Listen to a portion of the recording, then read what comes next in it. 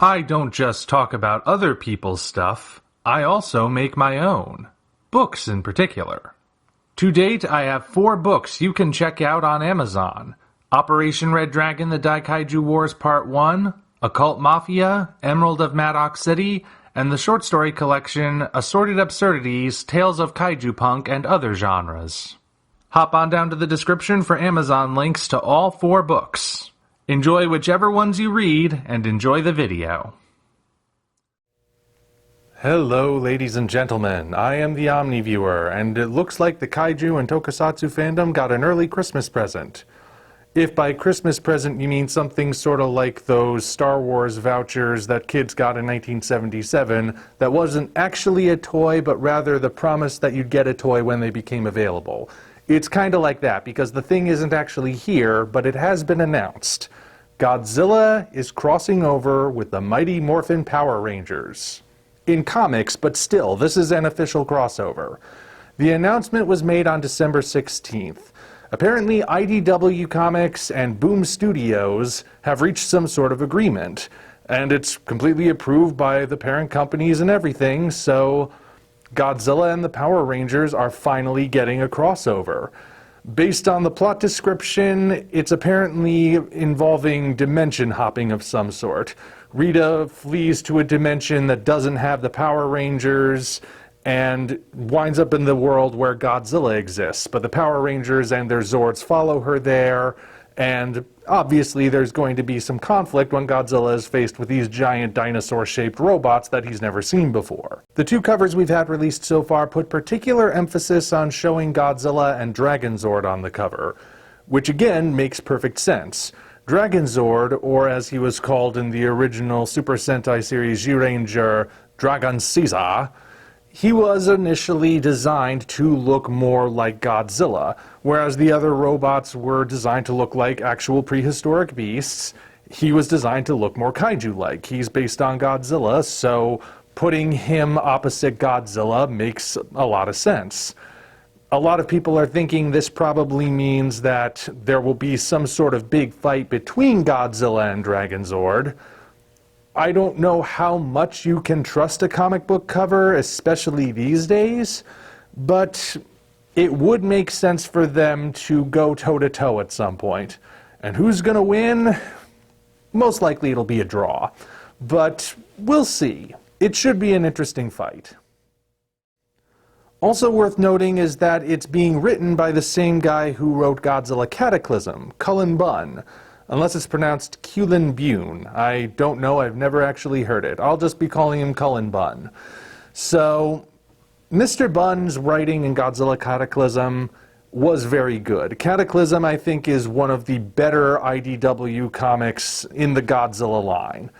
If there's one thing I had to critique about it that would be like the huge critique, I would say that the pacing is only good for the first 3 issues. Like, it's got a nice steady build, revealing more and more about the past as it's moving towards whatever is in the future, and it all feels very natural, and it's naturally building the blocks up, and you know it's going to be interesting.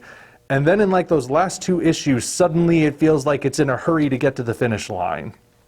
Now, if there were pacing issues throughout the comic, I would say that was an overall issue with the writing as a whole.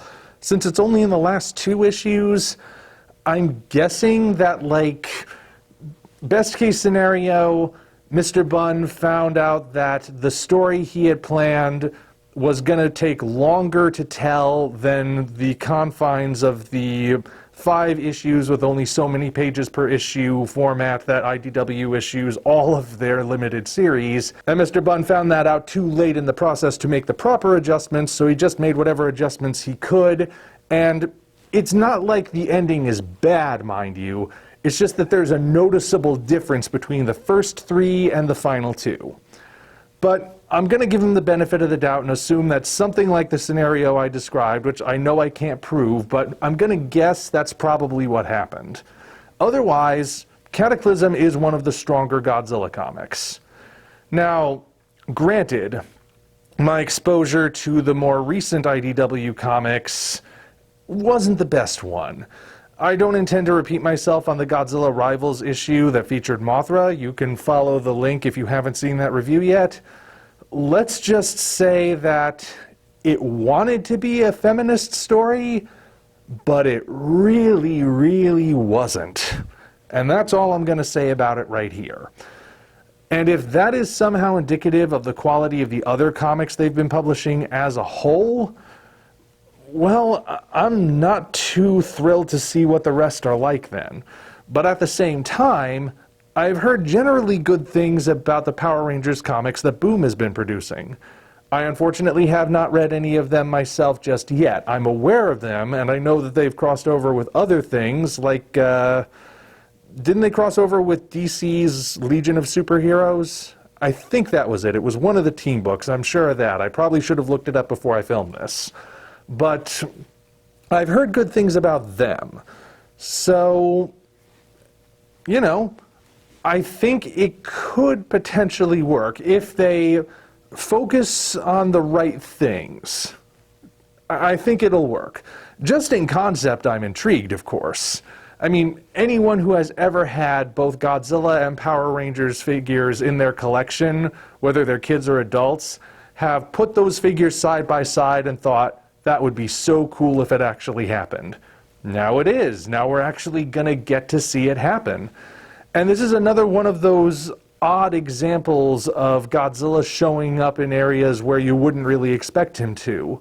Back in 2019, for example, he did a crossover with Symphogear, which is what got me into watching the Symphogear anime, one of the weirdest anime I've ever seen, but in a very good way. He also crossed over with another anime series, Shinkalion, though it was sort of it wasn't literally him, I don't think, based on the clips.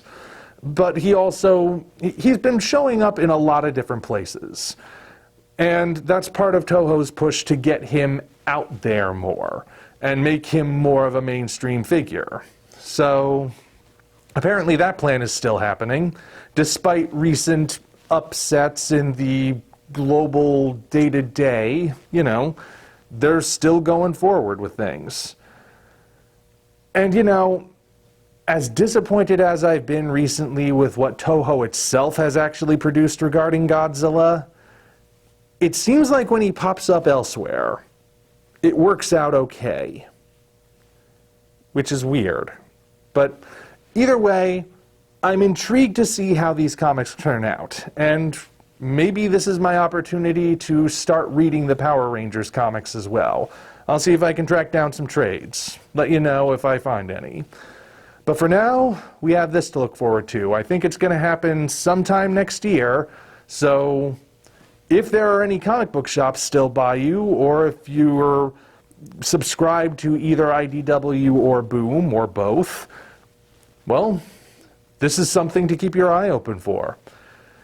And that's basically all we know at the moment, so I just thought that if you guys somehow missed it, you'd want to know.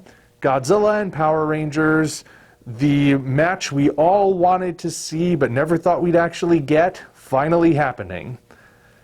Here's hoping for the best. Until such time as we meet again, this is the Omni Viewer signing off.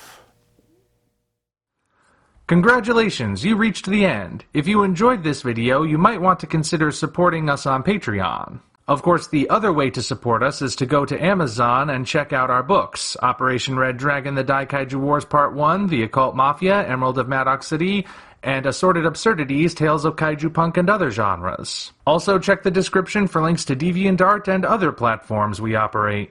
Thank you all for watching. We'll see you next time.